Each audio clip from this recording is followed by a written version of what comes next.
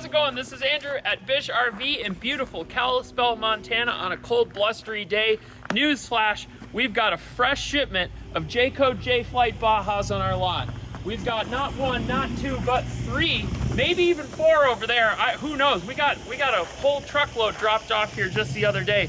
What we're gonna do today is take a look at the 171BH, one of the top selling brands, J-Flight, in the country here. So we're gonna take a look at a couple of features that makes this one unique.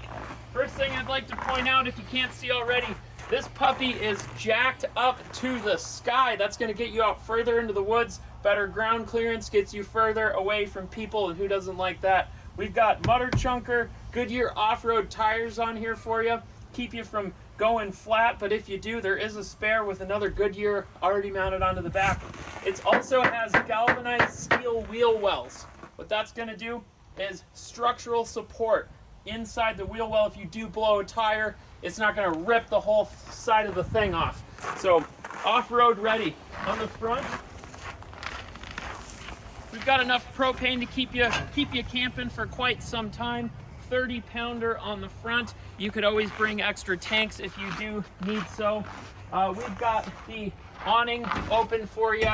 Nice little package here. Stepping up into inside the coach.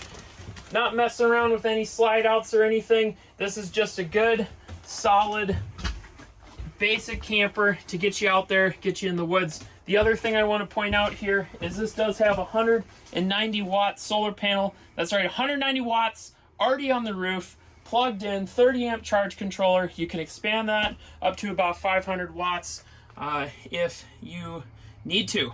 So very nice off-grid camping features. The other thing I want to point out is the gas electric refrigerator on this particular model. So if you like camping in the woods, you got a couple of kiddos with you, say maybe you have some adults, these are rated for 300 pounds, you can get yourself one of these, get out there, get camping, and having fun for the springtime.